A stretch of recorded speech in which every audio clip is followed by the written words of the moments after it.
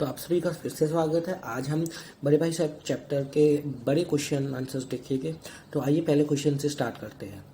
पहला क्वेश्चन उन्होंने क्या कहा है, बड़े भाई की डांट फटकार अगर ना मिलती, मतलब बड़े भाई जो है अगर वो छोटे भाई यानी लेखक को ना डांटते फटकारते तो क्या छोटा भाई यानी लेखक कक्षा में अव्वल आ पाता? तो क्या आपको लगता है, क्या वो आ पाता? अपने विचार प्रकट कीजिए। तो जाहिर सी बात है, अगर आपने मेरे साथ पाठ पठन किया होगा तो ये नहीं आ पाता। तो आइए अब इसका आंसर देखते हैं जो आप पेपर में लिख पाए। तो इसका आंसर ये बनेगा, दोनों भाइयों के स्वभाव में अंतर था। तो ये तो था ही अंतर, क्योंकि बड़े भाई साहब बहुत जिम्मेदार थे और छोटा भाई खेल कूद में ज़्यादा ध्यान देता था। बड़े भाई साहब अध्ययनशील थे, जबकि छोटे भाई का ध्यान खेल कूद में रहता था।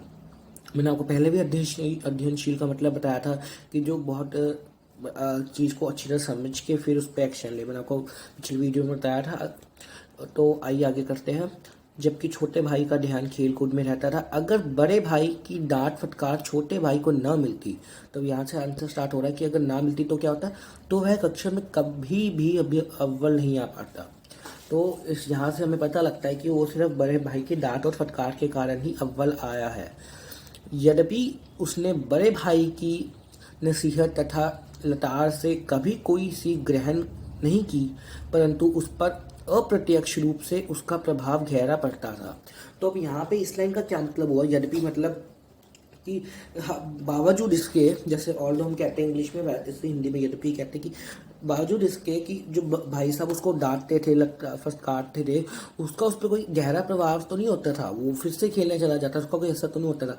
पर अप्रत्यक्ष रूप में, मतलब इनडायरेक्टली, चाहे डायरेक्टली उस पर प्रभाव ना हो, पर इनडायरेक्टली उसके ऊपर एक गहरा प्रभाव पड़ता था, जिसके कारण वो कभी कभी थोड़ा बहुत पढ़ लिया करता था। तो आइए आगे बढ़ते हैं। बड़े भाई की डांट फटकार की ही भूमिका ने उसे कक्षा में प्रथम आने में सहायता की तथा उसकी चंचलता पर नियंत्रण रखा। तो आपने पाठ में पढ़ा ही होगा कि जो छोटा भाई था वो बहुत ही चंचल स्वभाव का। चंचल मतलब होता है कि जो जिस का मन, जैसे मन क्या होता है, मन चंचल होता है, मतलब उसका मन नहीं, जैसे कंट्रोल नहीं होता था अपने आप पे। जहाँ दुल गया वहीं दुल गया, उसको चंचल कहते हैं। जैसे अब मैं भी पढ़ रहा हूँ, लेकिन मेरे को दोस्त खेलने बुलाने आ गया, तो अगर मैं अपने आप पे कंट्रोल नहीं करता और उसके खेलने चला जाता, तो मतलब मेरा मन बहुत चंचल है। तो वैसे ही उसका चंचलता स्वभाव पर बड़े भाई ने नियंत्रण रखा। तो यहाँ से भी हमें पता लगता है कि बड़े भाई के कारण ही वह अव्वल आया है। मेरे विचार से बड़े भाई की डांट फटकार के कारण ही छोटा भाई कक्षा में अव्वल आता था। अर्थात बड़े भाई की डांट फटकार उसके लिए वरदान सिद्ध हुई। तो यहाँ पे अपने लास्ट लाइन ज़रूर लिखनी है कि, क्योंकि उन्होंने कहा था कि अपने विचार स्पष्ट कीजिए, तो ये लाइन ज़रूर लिखनी है कि मेरे विचार से बड़े भाई की डांट फटकार के कारण ही छोटा भाई कक्षा में अव्वल आया है। तो आइए अब नेक्स्ट क्वेश्चन देखते हैं। तो नेक्स्ट क्वेश्चन क्या है, इस पाठ में लेखक ने समूची शिक्षा के किन तौर तरीकों पर व्यंग किया है, उनके विचार से सहमत है? तो मतलब आपने पाठ के बीच में पढ़ा होगा कि जो लेखक है उस समय की जो जो शिक्षा प्रणाली है, जो उनका एजुकेशन सिस्टम है, उनको कितना दोष दे रहे थे। अब तो बहुत अच्छा होगा, लेकिन तब वैसा नहीं था। तो अपने चैप्टर में जो पढ़ा होगा वो क्या क्या उनको व्यंग कर रहे थे, क्या क्या उससे विरोध में बातें कह रहे थे, तो क्या वो सब सही है? तो आइए इसका आंसर देखते हैं। इसका आंसर ये होगा, बड़े भाई साहब ने समूची शिक्षा प्रणाली पर व्यंग करते हुए क्या कहा है कि ये शिक्षा अंग्रेजी बोलने लिखने पढ़ने पर जोर देती है। मतलब कि तब की जो एजुकेशन सिस्टम है वो अंग्रेजी को ज़्यादा जोर देती है, क्योंकि ये आज़ादी से पहले की कहानी लिखी हुई है, तो तब अंग्रेज़ों का राज था। तो ऑब्वियस ही बात है कि वो अंग्रेजी पर ही ज़्यादा जोर देंगे। समझ आए या ना आए, उस पर बल दिया जाता है कि चाहे तुम्हें अंग्रेजी समझ आए या ना आए, तुम्हें पढ़नी ही पड़ेगी। रटने की प्रणाली पर भी जोर है। मतलब तब का क्या सिस्टम था, अपने चैप्टर में मैंने आपको बताया ही था कि तब उनसे सिर्फ रटवाते थे। उनका पूरा तंत्र था कि एक भी वर्ड इधर का उधर नहीं होना चाहिए। अर्थ समझ में आए या ना आए, पर रटकर बच्चा विषय में पास हो जाता। तो तब का क्या था कि सिर्फ पास होना मैटर करता था, चाहे तुम्हें अर्थ समझ आए ना आए, चाहे तुम्हें एजुकेशन आए ना आए, चाहे तुमसे पढ़ाई हो ना हो, बस उसको रट लो और एक दिन के लिए याद कर लो और उस दिन पेपर जाके चाहे अगले दिन तुम भूल जाओ, उससे कोई उन्हें फ़र्क नहीं पड़ता। बस उन्हें क्या चाहिए कि तुम रट कर पास हो जाओ। तो ये रटने वाला सिस्टम तब सही नहीं था। अब तो हम सब कुछ समझाया जाता है, अब आपके पास इतने साधन भी है। साथ ही अलजेब्रा ज्योमेट्री के निरंतर अभ्यास के बाद भी अंक नहीं आते। तो अलजेब्रा ज्योमेट्री आपको पता ही होगा, मैथ्स रटने वाली चीज़ तो है नहीं। तो अब वो तो हर चीज़ रटते थे, तो वो मैथ्स भी रटते थे, और मैथ्स में रटना तो फिर यही हाल होगा, उनको अंक नहीं मिलते थे। अपने देश के इतिहास के साथ दूसरे देश के इतिहास को भी पढ़ना पड़ता था। तब अंग्रेज़ों का शासन था, तो वो उनका भी उनको इतिहास पढ़ना पड़ता था। ज़रूरी नहीं है, तो मतलब कह रहे जो ज़रूरी भी नहीं है, फिर भी हमें उनका इतिहास पढ़ना पड़ता था। छोटे छोटे विषयों पर लंबे चौड़े निबंध लिखना, मतलब जैसे अपने चैप्टर में बीच में आया था कि भाई साहब कहते कि उन्हें समय की पाबंदी पर निबंध लिखना था। तो अब वो समय की पाबंदी तो उसने बता दिया था कुछ लाइनों में, पर उस पर 4 पन्नों का कैसे निबंध लिखे।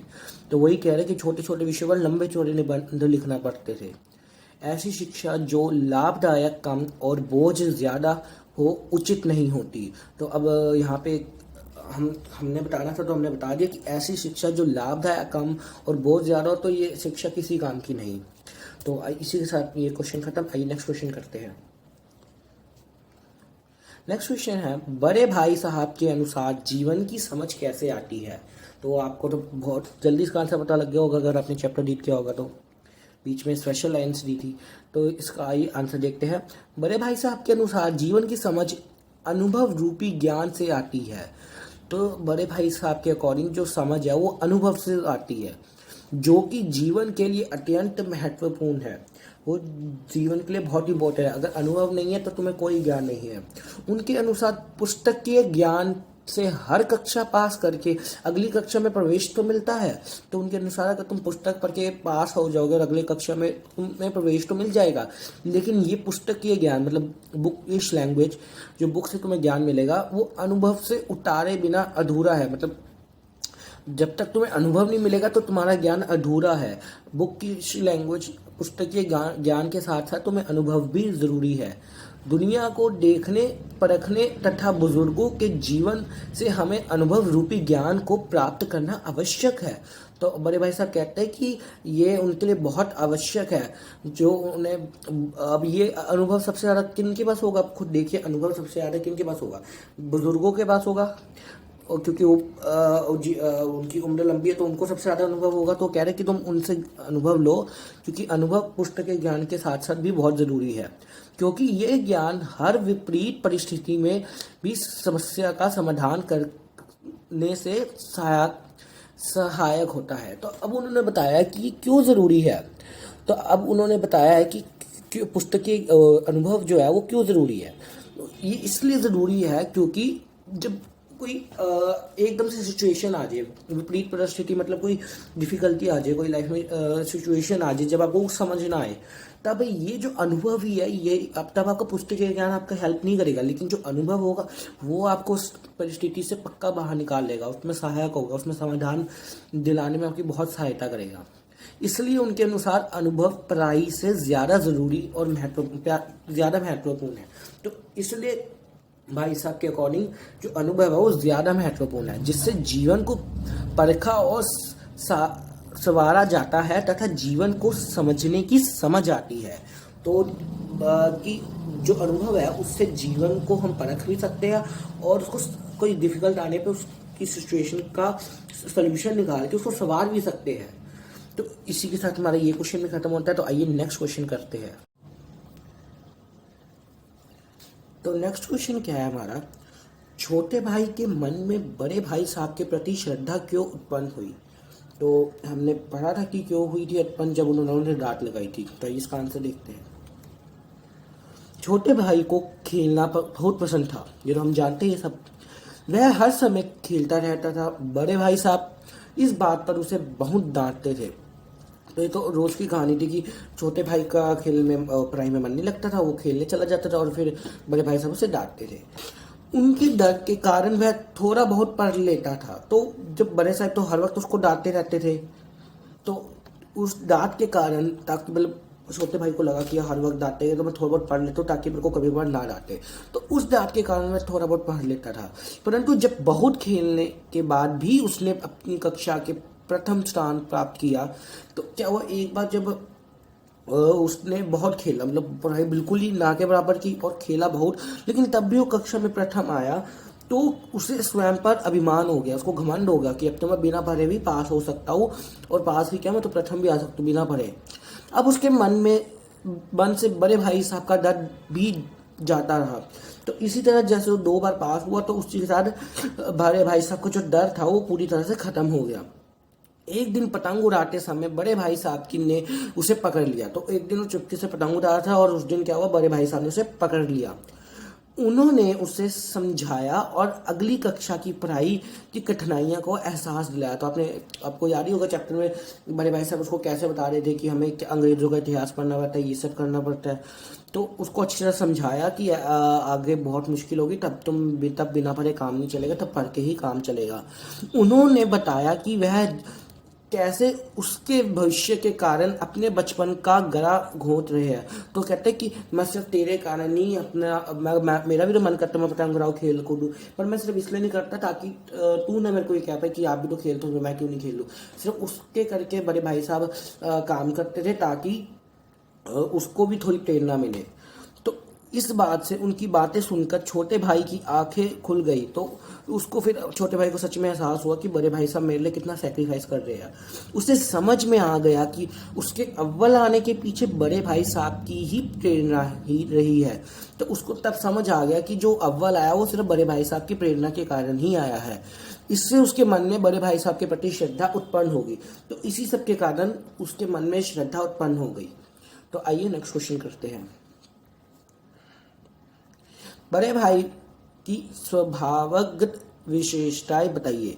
तो उनके स्वभाव में क्या क्या विशेषताएं थी, हमें सब बतानी है। तो आइए जानते हैं। तो ये सारी निम्नलिखित विशेषताएं, आइए इनको पढ़ते हैं। बड़े भाई साहब बहुत परिश्रमी थे। वह दिन रात पढ़ाई में ही जुटे रहते थे, इसलिए खेल कूद, क्रिकेट मैच आदि में उनका कोई रुचि नहीं थी। तो हमने देखा है वो पूरा दिन किताब लेकर बैठे रहते थे और पूरा दिन रात पढ़ते रहते थे और खेलने भी नहीं जाते थे। वे बार बार फेल होने के बावजूद पढ़ाई के में लीन रहते थे। तो कहते हैं चाहे 2 बार फेल होते, 3 बार, लेकिन वो पढ़ाई नहीं छोड़ते थे, वो हार नहीं मानते थे, वो फिर भी पढ़ते थे और दिन रात पढ़ते थे।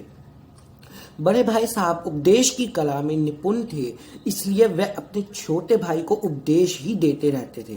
तो हमने पहले भी कोई क्वेश्चन किया था कि बड़े भाई साहब की जो उपदेश की कला है वो उसमें बहुत निपुण थे, मतलब वो बहुत अच्छा उपदेश देते थे। इसी कारण छोटा भाई जब भी खेलने जाता था तो उसको हमेशा उपदेश ही देते रहते थे, क्योंकि वे अपने छोटे भाई को एक अच्छा इंसान बनाना चाहते थे। तो यह वो अपनी जिम्मेदारी समझते थे। वह अनुशासन प्रिय और सिद्धांत प्रिय थे। मतलब ये तो हम जानते हैं क्योंकि वो पूरा दिन पढ़ते थे, तो अपना अनुशासन में रहते थे और सिद्धांत, जो उनके सिद्धांत थे वो वह कभी नहीं तोड़ते थे। वह आत्म नियंत्रण करना जानते थे, वो खुद पर नियंत्रण करना जानते थे, तभी तो खेलने नहीं जाते थे और सिर्फ पढ़ते थे। वे आदर्शवादी बनकर छोटे भाई के सामने एक उदाहरण प्रस्तुत करना चाहते थे। तो इससे पता लगता है कि उन्हें अपनी जिम्मेदारियों का भी एहसास था, तभी वो खेलने नहीं जाते थे, क्योंकि वे आदर्शवादी बन के छोटे भाई के सामने एक उदाहरण प्रस्तुत करना चाहते थे, उनके रोल मॉडल, आइडल बनना चाहते थे, ताकि छोटा भाई उनसे देखकर कुछ सीखे। तो ये नेक्स्ट क्वेश्चन करते हैं। बड़े भाई साहब ने जिंदगी के अनुभव और किताबी ज्ञान में से किसे और क्यों महत्वपूर्ण कहा है। तो अब हमें बताना है कि अनुभव और किताबी ज्ञान में से क्या महत्वपूर्ण है। आई होप कि आपको इसका आंसर पता ही होगा। तो आइए जानते हैं। बड़े भाई साहब ने जिंदगी के अनुभव और किताबी ज्ञान में से जिंदगी के अनुभव को अधिक महत्वपूर्ण माना है। तो हमने पहले भी क्वेश्चन किया था कि जिसमें बड़े भाई साहब कहते हैं कि जो समझ है वो सिर्फ किताबी ज्ञान से नहीं आती बल्कि अनुभव से भी आती है। उनका मत था, मतलब यहाँ पे मत का मतलब है कि उनकी राय थी कि किताबी ज्ञान को रट रट्टा मारने का नाम है। मतलब कि उनके कहने के अनुसार जो किताबी ज्ञान है वो सिर्फ रट्टा मारने का नाम है। उससे ऐसी बातें हैं जिनके जीवन से कुछ लेना देना नहीं। मतलब किताबों में तो ऐसा ज्ञान है जिसका जीवन से कुछ लेना देना नहीं।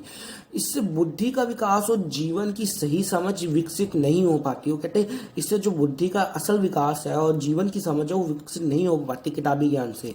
इसके विपरीत जो अनुभव है, अब कहते हैं कि किताबी ज्ञान से तो ये नहीं हो पाता, लेकिन उसके उलट जो अनुभव है उससे जीवन की सही समझ भी विकसित होती है और बुद्धि का विकास भी होता है।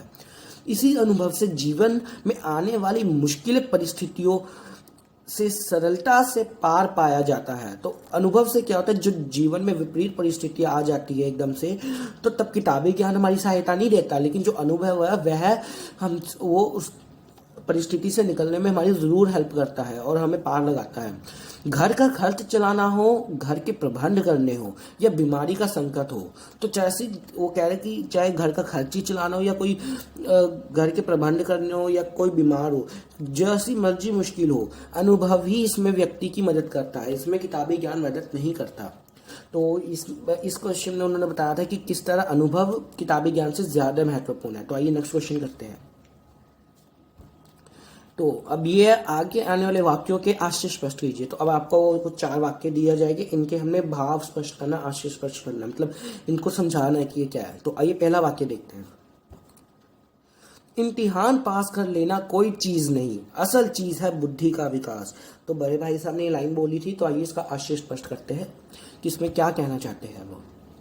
इस पंक्ति का आशय ये है कि इम्तिहान में पास हो जाने कोई बड़ी बात नहीं है। तो इसमें क्या इसका मतलब है कि जो अगर तुम इम्तिहान में पास भी हो चुके तो कोई बड़ी बात नहीं है, क्योंकि इम्तिहान तो रट कर भी पास किया जा सकता है। अब क्यों ऐसा है, क्योंकि इम्तिहान जो है वो तो हम रट के भी पास कर सकते हैं, लेकिन इससे हमारी बुद्धि और जीवन का विकास नहीं होगा। केवल इम्तिहान पास करने से जीवन और अनुभव प्राप्त नहीं होता। तो कहते हैं कि सिर्फ इम्तिहान पास कर लेने से जो अनुभव है वो प्राप्त नहीं होता और बिना अनुभव के बुद्धि का विकास नहीं होता। तो कहते हैं कि अगर जो सिर्फ इम्तिहान है उसको पास कर लेने से तो तुम्हें जीवन की समझ नहीं आएगी। जीवन की समझ आएगी तुम्हें अनुभव से, और जब तुम्हें अनुभव प्राप्त हो गया तो तुम्हारा बुद्धि का विकास भी अपने आप ही हो जाएगा। वास्तविकता ज्ञान तो बुद्धि का विकास है। तो कहते हैं वास्तविक जो ज्ञान है, जो असल ज्ञान है, जो तुम्हारे सच में सहायता करेगा, वो बुद्धि का विकास ही है। और बुद्धि का विकास कब होगा, जब हमें अनुभव प्राप्त होगा, जिससे व्यक्ति जीवन को सार्थक बना सकता है, जिससे हमारा जीवन सुखीमय और सार्थक बन सकता है, मतलब कि हम कुछ कर सकते हैं अपने जीवन में, तब वो सिर्फ अनुभव के कारण ही है। तो आइए अगला वाक्य देखते हैं। फिर भी जैसे मौत और विपत्ति के बीच भी आदमी मोह और माया के बंधन में जकड़ा रहता है, वह फटकार और झुरकियां खाकर भी खेल कूद का तिरस्कार ना कर सकता था। तो यहाँ पे जैसे बीच में लाइन आई थी कि जब वो कहते हैं कि जो इंसान है वो चाहे मौत के बीच में क्यों ना फंसा हो, वो अपना जो संसारिक मोह माया है वो उसके बंधन में जकड़ा ही रहता है। वैसे ही भाई साहब ने उदाहरण दिए कि चाहे मैं अपने छोटे भाई को जितना मर्जी डांट लूँ, फटकार लूँ, झिड़क दूँ, पर वह खेल कूद का तिरस्कार नहीं करेगा, वह खेल कूद को नहीं छोड़ेगा। तो आइए इसका आशय स्पष्ट हम देखते हैं कैसे करेंगे। लेखक खेल कूद और सैर सपाटे का बड़ा प्रेमी था। तो हमने जाना ही था कि लेखक को खेलकूद का बहुत शौक था। उसका बड़ा भाई इन सब बातों के लिए उसे खूब डांटता डपटता था। तो हम जानते कि बार बार उसके बड़े भाई उसे डांट लगाते थे कि तुम पढ़ाई भी करा करो, उसे झुरकियाँ देता था, तिरस्कार करता था, परंतु फिर भी वह खेल कूद को नहीं छोड़ सकता था। तो बड़ा भाई सब चाहे उसको जितना मर्जी डांट ले, फटकार ले, लेकिन जो छोटा भाई है वो तो तस से मस नहीं होता था। मतलब वो खेल कूद को नहीं छोड़ता था, चाहे जितना मर्जी डांट ले। वह खेलों पर जान छिड़कता था, वह खेल पर अपनी जान छिड़कता, मतलब किस कोई भी चीज के सामने वो खेल को सबसे ऊपर रखता था, चाहे वो पढ़ाई हो या खाना हो, सबसे ऊपर वो खेल को रखता था। जिस प्रकार विविध संकटों में फंसकर भी मनुष्य मोह माया से बंधा रहता, उसी प्रकार लेखक डांट फटकार सहकर भी खेल कूद के आकर्षण में बंधा रहता। तो यहाँ से हम इस लास्ट लाइन से हमारी आशय स्पष्ट हो गया कि चाहे जितनी मर्जी विपत्ति हो, चाहे मौत का संकट ही क्यों ना हो, जो एक इंसान होता है वो संसारिक मोह माया यानी पैसा और जो भी संसारिक मोह माया होती है उनमें बंधा रहता है, उसी तरह जो लेखक है यानी छोटा भाई है वो भी चाहे जितनी मर्जी डांट फटकार खा ले अपने बड़े भाई साहब से, वो खेल कूद का आकर्षण में बंधा रहता, मतलब वो उसका तिरस्कार नहीं करता, चाहे पढ़ाई हो ना हो वो खेल कूद खेलता कूदता जरूर। तो ये नेक्स्ट वाक्य देखते हैं। बुनियाद ही पुख्ता ना हो तो मकान कैसे पायदार बने। तो यहाँ पे जब हमें एक बीच में पता लगा था कि जो बड़े भाई साहब है वो एक एक कक्षा में 2 से 3 साल लगाते रहते थे, क्योंकि अपना बेस स्ट्रॉन्ग करना चाहते थे, अपनी बुनियाद पक्की करना चाहते थे। तो आइए इसका आशय स्पष्ट करते हैं। इस पंक्ति का आशय यह है कि जिस प्रकार मकान को मजबूत बनाने के लिए उसकी नींव को गहरा तथा ठोस बनाया जाता है, ठीक उसी प्रकार से जीवन की नींव को मजबूत बनाने के लिए शिक्षा रूपी भवन की नींव भी बहुत मजबूत होनी चाहिए, क्योंकि इसके बिना जीवन रूपी मकान पायदार नहीं बन सकता। तो यहाँ पे उन्होंने क्या कहा, जैसे आपने देखा ही होगा, कभी मकान बनते देखा होगा, तो मकान ऐसे थोड़ा ना बन जाता कि बस ईंट लगाई जाए और मकान बन जाए, नहीं। मकान बनाने से पहले ज़मीन को थोड़े लेवल तक खोदा जाता है, उसको प्लेन किया जाता है, उसके अंदर ईंट सीमेंट और जो भी स्ट्रॉन्ग धातु है उनको डाला जाता है ताकि बेस स्ट्रॉन्ग हो जाए, उसको बुनियाद पक्की हो जाए, तभी मकान फिर जो जितना मर्जी ऊपर बना लो। तभी आपने देखा हो जो बड़ी बड़ी बिल्डिंग है उनकी जितनी बड़ी बिल्डिंग होती है उतना उनका बेस भी उतना ही स्ट्रांग होता है, क्योंकि बिल्डिंग तभी बड़ी हो सकती है जब बेस स्ट्रांग हो। तो इसी का उदाहरण लेते हुए लेखक ने जीवन के बारे में बताया है कि जो जीवन है उसमें भी हमारा जीवन तभी सफल होगा जब हम शिक्षा रूपी भवन की नींव, मतलब जो नींव है हमारी वो है शिक्षा। अगर हम शिक्षा की जो नींव है मतलब शिक्षा अच्छी तरह लेंगे तो हमारी नींव भी मजबूत होगी और हमारा जीवन रूपी मकान पायदार बन सकेगा, मतलब कि और स्ट्रॉन्ग बन सकेगा। अब यहाँ पे कहा है जैसे लिख कि अगर हम जीवन जो शिक्षा रूपी भवन की नींव है वह मजबूत नहीं होनी चाहिए, क्योंकि इसके बिना जीवन रूपी मकान पायदार नहीं बन सकता। तो यही उन्होंने कहा है कि अगर हमारी शिक्षा रूपी जो नींव है वो नहीं मजबूत होगी तो हमारा मकान भी मजबूत नहीं बनेगा। तो आइए लास्ट वाक्य देखते हैं क्या है। आंखें आसमान की ओर थी और मन उसे आकाशगामी पथिक की ओर, जो मंद गति झूमता पतन की ओर चला आ रहा था, मानो कोई आत्मा स्वर्ग से निकलकर विरक्त मन से नए संसार ग्रहण करने जा रही हो। तो यहाँ पे उन्होंने क्या कहा है, कुछ ये वाक्य में क्या है कि आंखें आसमान की होती, मतलब ये आपने देखा होगा चैप्टर में जब लेखक पतंग के पीछे भाग रहा था तब ये सारी लाइनें बोली गई थी कि जो उसकी लेखक की आंखें है वह आसमान की तरफ थी, कि सिर्फ आकाश की तरफ देख रही थी, जैसे आकाश में रास्ता हो उसको सामने कुछ नहीं दिख रहा था, जो मंद गति से झूमता पतंग की ओर चला जा रहा, मतलब जो वो भागता जा रहा था पतंग के पीछे और सिर्फ आकाश की तरफ देख रहा था, जैसे मानो आकाश में रास्ता हो, कि कोई वो तो ऐसे देख रहा था कि मानो कोई आत्मा ही स्वर्ग से निकल आई हो। तो आइए इसका आशय स्पष्ट करते हैं। लेखक पतंग लूटने के लिए आकाश की ओर देखता हुआ दौड़ा जा रहा था। तो जो लेखक है वो आकाश की ओर दौड़ा जा रहा था, क्यों? पतंग लूटने के लिए। उसकी आंखें आकाश में उड़ने वाली पतंग रूपी यात्री की ओर थी, यानी जो पतंग को है वो उसको यात्री की तरह बताया गया कि उसकी आंखें सिर्फ वो पतंग की ओर ही थी, अर्थात उसे पतंग आकाश में उड़ने वाली दिव्य आत्मा जैसी मनोरम प्रतीत हो रही थी। तो यहाँ पे बताया गया वो तो ऐसे पतंग को देख रहा था कि मानो जो पतंग है वो कोई दिव्य आत्मा हो, जो तभी तो उसके पीछे ऐसे पागलों की तरह भागी जा रहा था। वह आत्मा मानो मंद गति से झूमती हुई नीचे की ओर आ रही थी। तो जो वो है आत्मा, मतलब आत्मा यहाँ पे पतंग की ओर कहा गया है कि पतंग को आत्मा की तरह कहा गया है।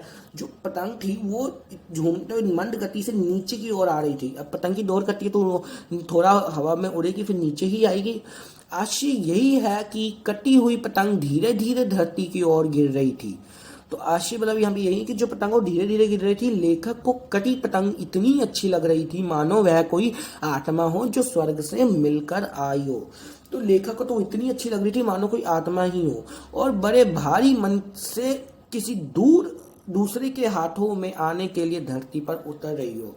और ऐसे प्रतीत हो रहा था कि मानो वो तो किसी दूसरे के हाथ में आने के लिए ही धरती पर उतर रही हो। तो इसी के साथ हमारा इस वाक्य का भी आशय स्पष्ट हो गया। तो आइए इसी के साथ हमारा आज का क्वेश्चन खत्म होता है। अब आइए कुछ आपको होमवर्क देते हैं। तो होमवर्क में क्वेश्चन है ये, बताइए पाठ के किन अंशों से पता चलता है। तो ये कुछ 4 वाक्य है, आपने चैप्टर रीड किया होगा, अगर नहीं रीड किया तो आप मेरी पिछली वीडियो में जाके रीड कर सकते हैं मेरे साथ, जिसमें मैंने आपको इंपॉर्टेंट लाइंस भी अंडरलाइन कराई है। तो अब क्या करना है, चैप्टर में हम ये जो 4 लाइंस दी है, हमने बताना है कि चैप्टर के किस पार्ट में ये लाइंस है। तो ये इसको मैं डिस्कस नहीं करूँगा वीडियो में, ये सिर्फ आपके प्रैक्टिस के लिए ही है। तो आइए मैं करिए आपको समझा देता हूँ। छोटा भाई अपने भाई साहब का आदर करता रहा। तो ये जो लाइन है ये हमें किस पार्ट में कहाँ पता लगती है, ये मैं आपको बता देता हूँ कि जब वह डांट रहा था तब लेखक कहता कि मेरे को पता है कि आप सब सच बोल रहे थे, ये लाइन वहाँ पे कही होगी, आप देख लेना। आगे है, भाई साहब को जिंदगी का अच्छा अनुभव था। तो ये हमें कैसे पता चलता है, ये भी आप देख लेना कि जब भाई साहब उसको बार बार उपदेश देते थे। अगला है, भाई साहब के भीतर भी एक बच्चा है। तो ये हमें तब पता लगता है कि जब भाई साहब कहते हैं कि मैं तेरे लिए अपनी इच्छाओं का बचपन का त्याग किया है। अगला है, भाई साहब छोटे भाई का भला चाहते थे। ये तो बहुत सारी वाक्यों में पता लगता है, क्योंकि तभी उसे उपदेश देते थे। तो ये आपका कार्य है, ये आपको ही करना पड़ेगा, ये मैं डिस्कस नहीं करूंगा। अगर आपको कोई डाउट होता है तो आप मेरे टेलीग्राम चैनल को ज्वाइन करके मेरे से डाउट पूछ सकते हैं। तो आज के लिए इतना ही, धन्यवाद।